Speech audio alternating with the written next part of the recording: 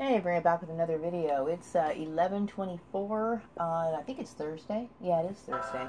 You start losing track of time when you're just hanging out at your house all the time. Every day almost seems like it's the same.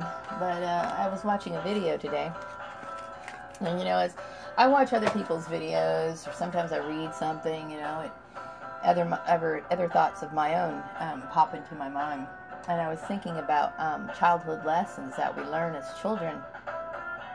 And how the messages that our parents give us are supposed to, formulate a positive way of living throughout the rest of your life. And in certain cases, like, when it comes to gang stalking or human trafficking, it's almost like everything that we learn from our parents just goes out the window. Like, it just goes in one ear and out the other, when you're a kid, your mom always tells you, or maybe your dad, or maybe your aunt, or whoever, some adult in your life, will tell you, you don't touch what doesn't belong to you. But you'll find that in this situation, people want to touch what's rightfully another person's, Also, mind your own business. That's the biggest one I remember as a kid. But you'd be surprised how many adults struggle to do just that, It is extremely frustrating to deal with people that really don't have any moral structure. And it's even more frustrating when you expect other people to have the same sort of ethics that you do. They're basic moral ethics that everybody should have.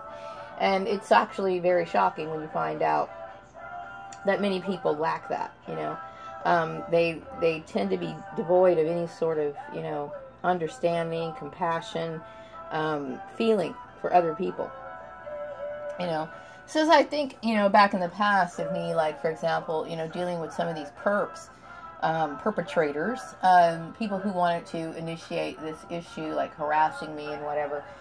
Number one, there was no reason to harass me. Number two, what these people stand for, like my friend in her video was saying, these people are the lowest form of human existence that you could ever imagine. I often wonder, it's like, how in the world could people be this way? Why would you attack a person who's innocent, regardless of what these people thought, okay? And when I think about the so-called offense of what these people claim that I did or I was involved in, which I wasn't, when I think about it, when I compare myself to so many other people who are downright criminals, I'm actually shocked that these people lack so many scruples and any form of intelligence, Yeah, they do. They are convinced that they're right. They're convinced that they're right because it's a group activity, like I mentioned before. Oftentimes groups are wrong, and that's just the way it is. I mean, I've always kind of thought that, when I was younger, sometimes it was easy for me to go along and get along. But like my friend said in her video, you start to lose respect for yourself, to the point of where you don't even know who you are anymore. And you're so giving and so compromising to the point of where you no longer feel any joy and sense of living. And this went on, like, I remember back in the 90s, when I would go to work and this, my family was starting to mess with my life back then, and I would just kind of go along with the people, try to get along and deal with it. But then I started to really suffer inside, It's amazing to me how, families could set one set of standards in your household and give you instructions and ideas and permission, I should say, as a young adult or a young child, guidelines, okay, let's put it that way, guidelines, that's better. They say one thing, and then they try to enact something completely different, okay?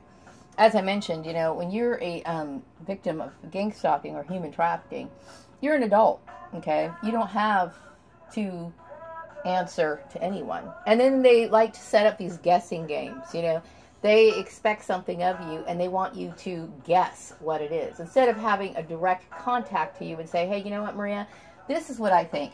And when it really boils down to is, it doesn't matter what other people think. The fact is that I have my own life to live.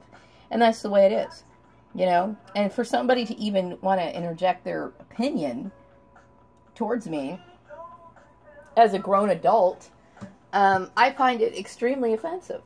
And I don't understand that that way of thinking, how people could be so, try to dominate another person. I can't. I cannot wrap my brain around that. I cannot. You know, because, you know, I believe in live and let live. As far as I know, we live in a free country. But the more I think about it, you know, it's like, you know, I think our country, sadly, isn't what it really is supposed to be. I mean, the mentality of the average American citizen, I hate to say it, but it disgusts me.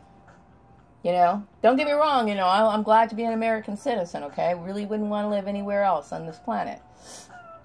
Okay, visit maybe, but to live, I'm glad to live here in the United States. But I will say that America could be improved. It should be improved, okay? When you have things like gang stalking going on, you got people policing you and acting as if, you know, you're somebody who needs to be, you know, looked at or keep an eye on this particular person. When there is no criminal offense, yet the people who are watching you are the criminals, okay? When you put someone's house under surveillance, when you deny rights, basic rights to an individual, you're a criminal. You're breaking the law, you know? And then to put a religious spin on it, you're not only breaking man's laws, you're also breaking the laws of the God that you claim to worship, you know? So yeah, I get what do you call it, frustrated, because what's basic understanding to me seems to be so complex for so many other people to understand. You know what I mean? I don't ever want to be a part of that sort of way of living. I will never do what these people did to me to somebody else. Never. Even to my worst enemy. I don't believe that what happened to me was justified. It wasn't. Okay, obviously it wasn't. Not from a legal standpoint, not from a religious standpoint, none of it. And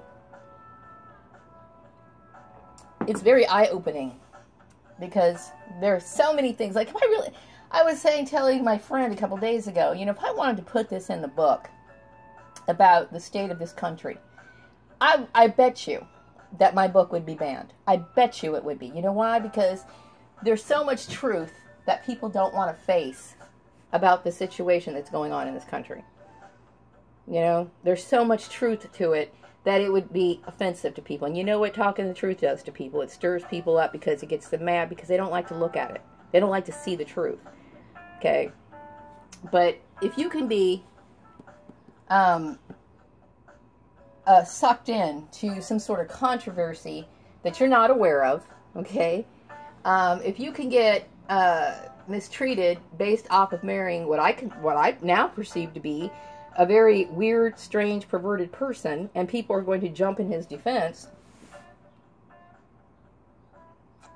because you're African American, what does that say about white America? And that's a very sad thing to say. Okay, because I'm not a racist. Don't try to put that word in my mouth, okay? But what I see here is an eye-opening truth, you know, and I can't hide that. I also can't hide the fact that the religious facade that people put on is exactly what it is, you know? So where is the moral standing in this country? Where is it, you know? America has a lot of improvement to do. It just does, you know. I don't think I will write a book on it. You know, I've got other things I want to do in life, okay? But this is something that this particular person, Maria Gordon, is going to keep in the back of her mind for the rest of her life. You know? Because every person that I meet, I know who they are and I know what they are. And until they prove otherwise, how can I see it any differently? You know? It's like, I was thinking in the back of my mind yesterday, I was working on my hat project. I got this hat that I want to make, because Maria's going to be wearing hats a lot this fall and winter. So I don't have to do my hair, But anyway, I was, putting my piece together, and I was thinking, what the average everyday American citizen, who that person really is, the most likely outcome of their personality and their psychological makeup and what they are. And when I thought about it, I kept thinking, my God, I'm so glad that I'm not going to have any more children. I don't want to bring any children into this world. Now, I like children, okay? I like to think of myself as a protector of children, and I like to entertain them. They're so cute, And I do like children, okay? As a matter of fact, there's a lady that I just started talking to who's got 2 kids, and eventually I'd like to get a nice relationship with her, because you know what, I could rent her kids. I was thinking, I would like to get together with her, maybe go to Chuck E. Cheese. Heck yeah, I'm going to sit there and dance with that mouse, But no, I enjoy being around children. I do, okay? But the state of the world is so rotten, so evil, you know what I mean? And it's everywhere. It's like, it's constantly being reinforced, this brainwashing of the minds of people, that is producing mindless drones. It produces what I consider to be evil, heartless people, And I when I think about it, think about the establishment of our country, and you got all these people, living contrary to the actual standards of what the country is supposed to represent. I don't have much to say about the American people. I do like the structure and the idea of our country, but the American people, I can't say anything great about them. I can't, I can't. And I have to be honest with myself. It's like, I look around, it's like, it's a big problem, It's like they almost have the mentality of where they should be living somewhere else, They want to dictate. They want to control. They want to, they want to, oh, hang on, I got a call coming in. I got to take this call. Hang on a second.